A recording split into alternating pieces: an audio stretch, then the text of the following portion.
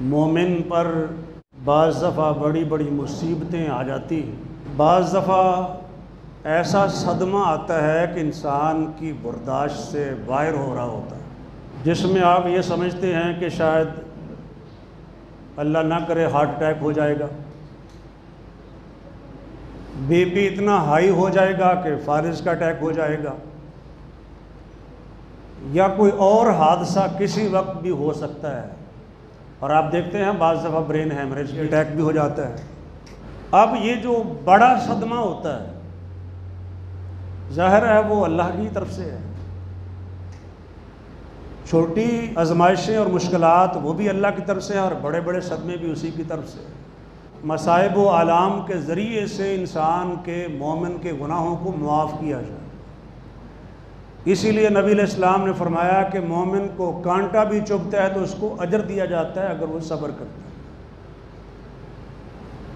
یعنی کبھی یہ ہوتا ہے کہ انسان بیٹھے بٹھائے اجر لے لیتا ہے، اس کا ارادہ کوئی نہیں ہوتا نیکی کرنے کا، بس ایسے نیکی مل جاتی ہے اس کو۔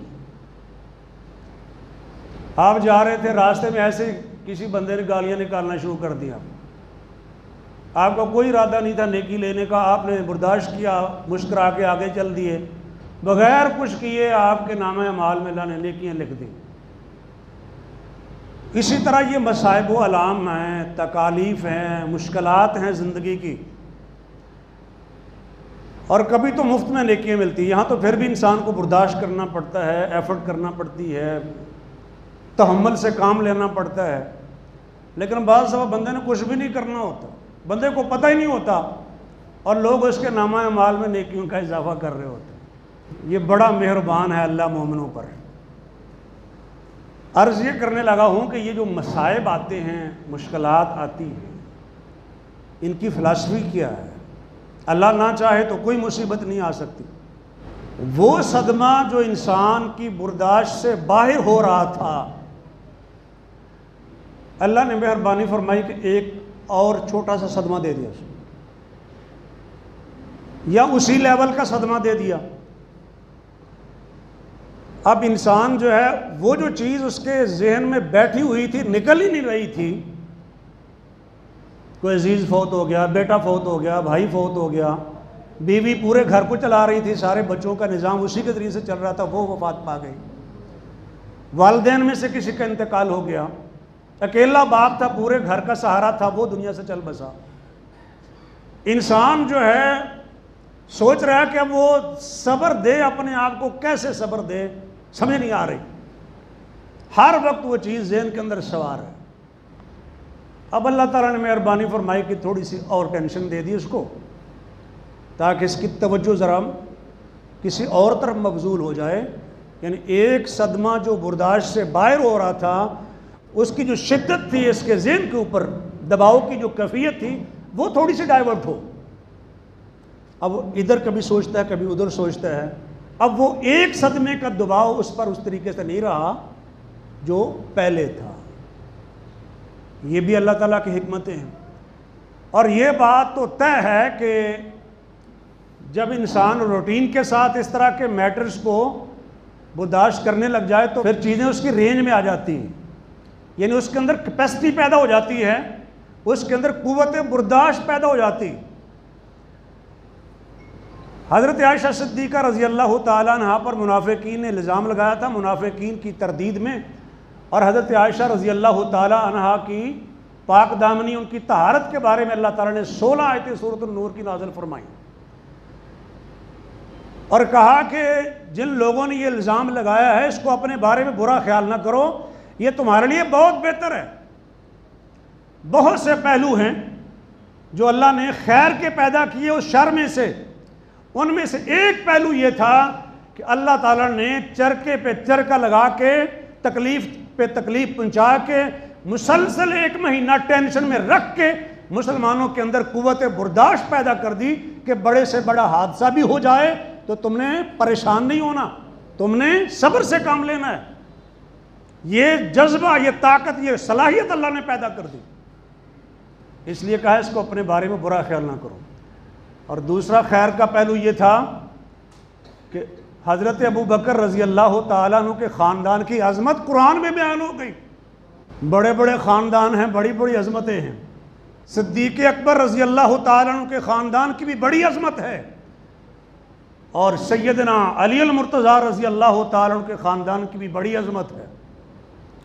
اور ہم ان دونوں خاندانوں کو سلام پیش کرتے, اور ہمارے دلوں میں سب کا احترام موجود ہے.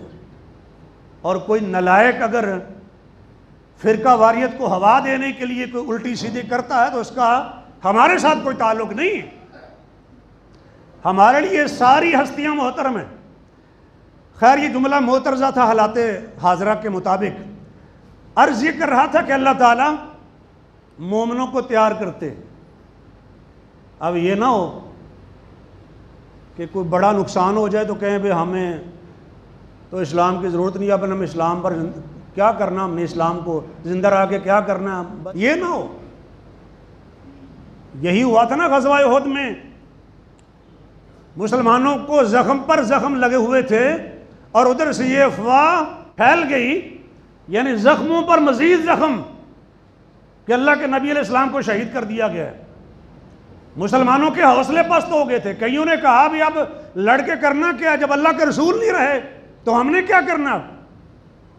کچھ نے کہا اب ہم لڑتے لڑتے جو شہید ہو جائیں گے, ختم ہو جائیں گے, اب دنیا میں رہنے کا مقصد ہمارا کوئی نہیں.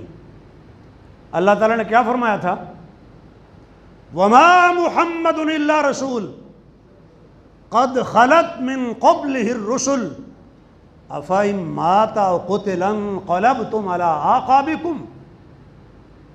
نہیں ہے حضرت محمد مگر ایک رسول, وہ بس اللہ کے ایک رسول ہیں.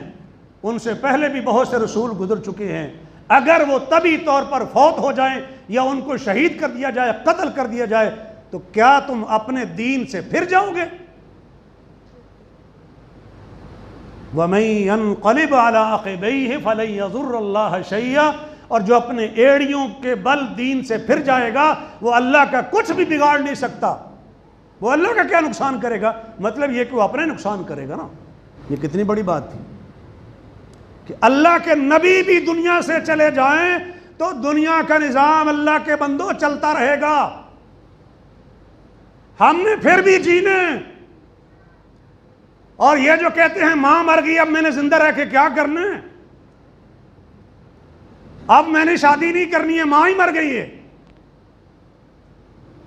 اور یہ جو کہتے ہیں چونکہ ماں مر گئی ہے لہذا میرا بیٹا اب ٹھیک ہو یا نہ ہو, میری باجی جو فوت ہو گئی ہے مجھے اسے کیا لگے, میرا جوان بیٹا فوت ہو گیا کاش اس کی جگہ پر میں مر جاتا یا میں مر جاتی.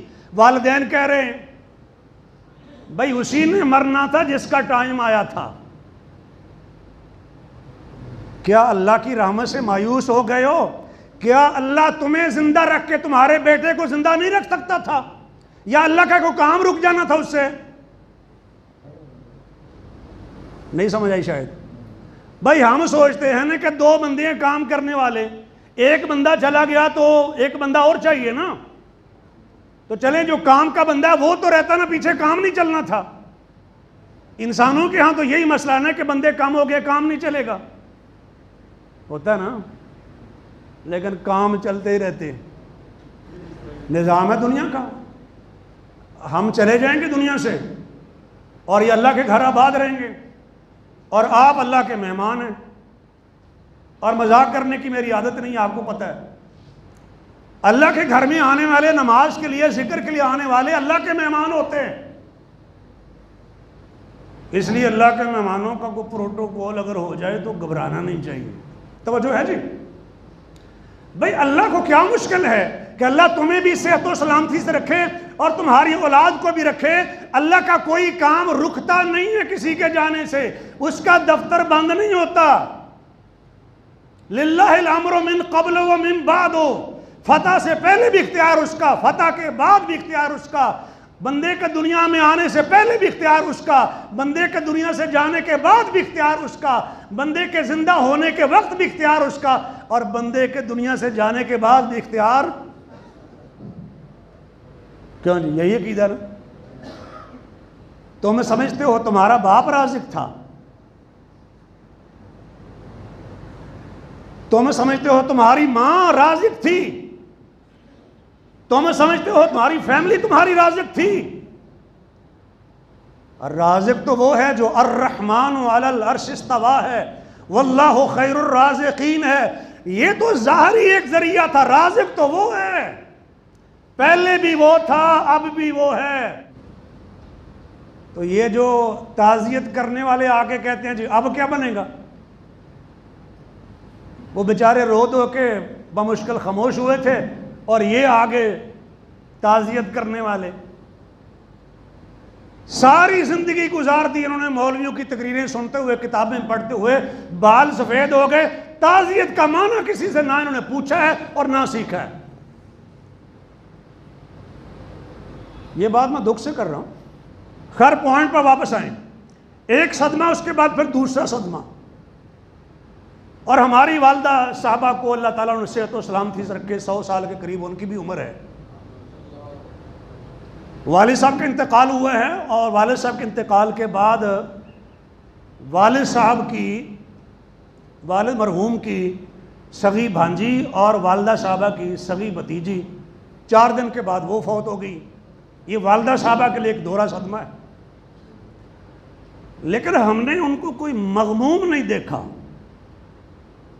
ہوتا نا ظاہری طور پر، مطلب یہ نہیں کہ کوئی خدا نخواستہ کوئی ذہنی کو مسئلہ ہے، کوئی ہوش میں نہیں ہے، لیکن یہ کہ عمر کے جس حصے میں ہے کہ یہ نظام ہے دنیا کا، اور انسان مشکلات سے گزر کے پھر ایک سٹیج پہ آ کے سٹیبل ہو جاتا ہے، اور جو فطرت میں جو اللہ نے انسان کے اندر رحم رکھا ہے نا، جذبہ رکھا ہے کہ آنکھوں سے آنسو جاری ہو جاتے ہیں، وہ تو اللہ کی رحمت ہے۔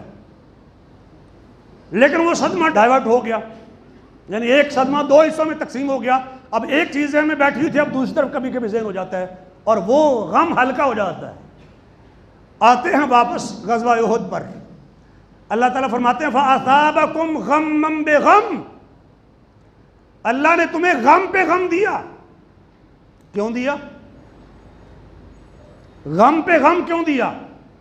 لِكَيْ لَا تَحْزَنُوا عَلَى مَا فَاتَكُمْ وَلَا مَا أَصَابَكُمْ، تاکہ تم غم نہ کرو جو چیز تم سے چھن گئی ہے اس کا، جو چیز تم سے چھوٹ گئی ہے اس کا غم نہ کرو، اور جو مصیبت آئی ہے اس کی فکر نہ کرو۔ اس لیے اللہ نے تمہیں غم پہ غم دیا ہے، یعنی گویا کہ اللہ تعالیٰ تمہیں صدمے برداشت کرنے کا عادی بنا رہا ہے۔ اور شاید یہی وہ بات تھی جو کسی شاعر نے اپنے الفاظ میں کہی تھی، رنج سے خوگر ہوا انسان تو مٹ جاتا ہے رنج، مشکلیں مجھ پر پڑی اتنی کہ آسان ہو گئی۔ انسان پھر عادی ہو جاتا ہے۔ کئی کہتے ہیں جو حوصلہ میں نے دیکھا ہے آپ کا فلاں آدمی کا، یہ ہماری سمجھ میں نہیں ہے کہ یہ اتنا بڑا حوصلہ کیسے ہو سکتا ہے۔ ایک اور مقام، وَمَا أَصَابَ مِن مُّصِيبَةٍ فِي الْأَرْضِ وَلَا فِي أَنفُسِكُمْ إِلَّا فِي كِتَابٍ مِّن قَبْلِ أَن نَّبْرَأَهَا إِلَّا فِي كِتَابٍ مِّن قَبْلِ أَن نَّبْرَأَهَا إِنَّ ذَلِكَ عَلَى اللَّهِ يَسِيرٌ۔ فرمایا جو بھی مصیبت زمین کے اندر آتی ہے یا تمہاری جانوں پر آتی ہے، تمہاری جان پر کوئی مصیبت آتی ہے یا زمین پر آتی ہے، وہ مصیبت آنے سے پہلے اللہ کی کتاب میں لکھی ہوئی ہوتی ہے۔ مصیبت ظاہر ہونے سے پہلے اللہ کے علم میں ہوتی ہے، اللہ نے اس کو درج کر رکھا ہے، اور ایسا کرنا اللہ کے لیے آسان ہے کہ جتنی بھی مصیبتیں آنی ہیں وہ سب اللہ نے لکھ رکھی ہوں، اللہ لکھ لے، اللہ کے لیے کوئی مشکل کام نہیں ہے، اور ہمارے بس میں نہیں۔ کیوں جی؟ چھوڑیں باقیوں کو، ایک ہفتے میں آپ پر کیا کیا مشکلیں مصیبتیں آنی ہیں لکھ لیں۔ آگے بات سمجھ کے نہیں جی؟ لکھ لیں گے؟ ایک بھی نہیں لکھ سکتے ہیں، اور کبھی کبھی ذہن میں آتے ہیں ہاں وہ مصیبت آنی تو وہ ایمان بھی ایک کچا ہوگا اگر آپ یہ نہیں سمجھتے ہیں کہ اللہ وہ مصیبت بھی دور کر سکتا ہے، اور ہو سکتا ہے اس سے پہلے اللہ تعالیٰ آپ کو اپنے پاس بلا لے۔ مطلب یہ کنفرم نہیں ہے کہ وہ مصیبت آئے گی، میں یہ کہنا چاہتا ہوں، علم نہیں ہے انسان کا، لیکن وہ جو علام الغیوب ہے، وہ تمام مصائب و علام جو انسانوں کے اوپر آنے ہیں، زمین کے اوپر آنے ہیں یا انسانوں پر آنے ہیں، وہ سب اس نے لکھ رکھے ہیں۔ اچھا اللہ ایسا کیوں کرتا ہے؟ یہ مصیبتیں جو آتی ہیں زمین میں اور جانوں پر کیوں ہوتی؟ فرمایا لِكَيْ لَا تَأْسَوْا عَلَىٰ مَا فَاتَكُمْ، تاکہ تم اس پر افسوس نہ کرو جو چیز تم سے چھن گئی ہے۔ ذرا غور کرنا، ایک نقطے کی بات سمجھا دوں آپ کو، تاکہ تم اس پر افسوس نہ کرو جو چیز تم سے چھوٹ گئی ہے، چھن گئی ہے، تم سے چلی گئی ہے، تمہارے ہاتھوں سے نکل گئی ہے، تاکہ تم اس پر افسوس نہ کرو۔ ذرا دل سے پوچھیں نا، کیا آپ ایسا کر سکتے ہیں؟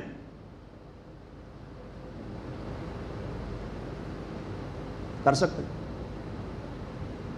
بھائی راہ چلتے بندے کا نقصان ہو گیا، نوکری لگی ہوئی تھی، 2 لاکھ تنخواہ تھی، اور آنن فنن نوکری ختم ہو گئی، اچھا بھلا کاروبار چل رہا تھا، کورونا وائرس کی وجہ سے لاکھوں کا بندہ مقروض ہو گیا، راہ چلتے ایسا کوئی مسئلہ ہو گیا اور بندہ افسوس نہ کرے۔ پوری فیملی جا رہی تھی، ایک بچہ عزیزوں کے پاس تھا، 8 کے 8 افراد سیدھے کے سیدھے نہر میں چلے گئے گاڑی سمیت، اور کوئی بھی نہیں بچا۔ اور یہ جو کالا خطائی روڈ پہ واقع ہوا تھا، جس میں ایک ہی خاندان کے 11 افراد جو ہے لقمہ اجل بن گئے تھے، اور 1-2 افراد گھر کے بچے تھے۔ ہوتا کہ نہیں ہوتا جی؟ اور پیچھے بچنے والے پھر بھی زندہ رہتے ہیں کہ نہیں رہتے ہیں؟ کسے رازق سمجھتے ہیں؟ کس پر توکل کیا ہوا ہے؟ سہارا کس پر ہے؟ قرآن کہتے ہیں تاکہ تم اس پر افسوس نہ کرو جو چیز تم سے چھن گئی۔ میرا والد فوت ہوا ہے، کیا میں اس پر افسوس کروں کہ نہ کروں؟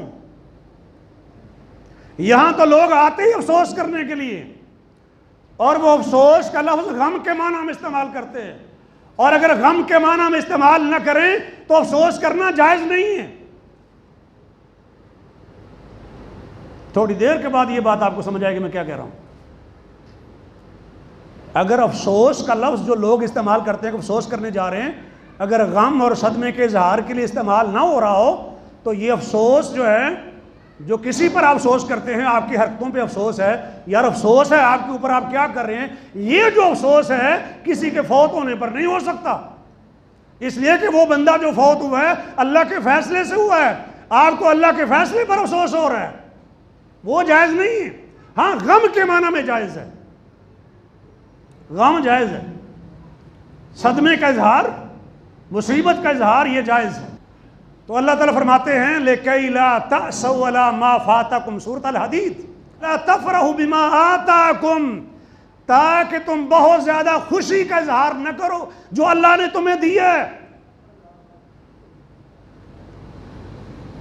یہ قرآن کی آیت اللہ کے نبی پر نازل ہوئی تھی، سنا میں رہا ہوں آپ کو، ذرا غور کرنا یہ پیغام کیا ہے۔ آپ نے فوکس نہیں کیا ہوگا، معنی پہ غور نہیں کیا ہوگا، تفسیر کی طرف دھیان نہیں دیا ہوگا۔ زمین پہ جو مصیبتیں آتی ہیں، جو تمہاری جانوں پر مصیبتیں آتی ہیں، اس لیے آتی ہیں کہ جب تمہیں بڑی بڑی نعمتوں سے پالا پڑے، اللہ تعالیٰ کے بڑے بڑے انعامات تمہارے اوپر ہوں تو ان پر اتراؤ نا، اس لیے اللہ تمہیں اس طرح کے کاموں سے بھی دوچار کرتا ہے۔ کتنے ایسے لوگ ہیں جو اکڑتے ہیں، آپ ہمیں جانتے نہیں، تو مینوں جاندا نہیں، تینوں میں جاننا چنگی طرح، تو وہی ہے جہدے بارے چ رب نے آکھیا سی وَلَمْ تَكُ شَيْئًا وَلَمْ يَكُ شَيْئًا هَلْ أَتَىٰ عَلَى الْإِنسَانِ حِينٌ مِّنَ الدَّهْرِ لَمْ يَكُنْ شَيْئًا مَذْكُورًا، انسان تو کچھ بھی نہیں تھا، قابل ذکر شے نہیں تھا۔ انسان کے اوپر وہ وقت بھی آیا ہے کہ جب یہ وہ بھی نہیں تھا کہ جس کا نام لے کے کوئی ذکر ہوتا کہ فلاں چیز، وہ بھی نہیں تھا۔ میں جانتا ہوں تجھے، اور تجھے سے مراد انسان ہے، اس میں بھی شامل ہوں، آپ بھی شامل ہیں۔ پیغام تو عالمگیر ہے نا، ذکر للعالمین ہے قرآن۔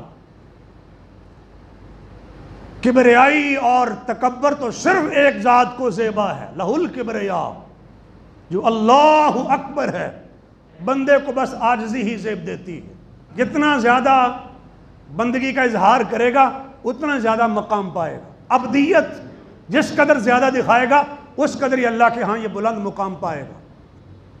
صدمے کیوں آتے ہیں؟ ایک صدمے کے بعد دوسرا صدمہ کیوں آتا ہے؟ میں وہ عرض کر رہا ہوں۔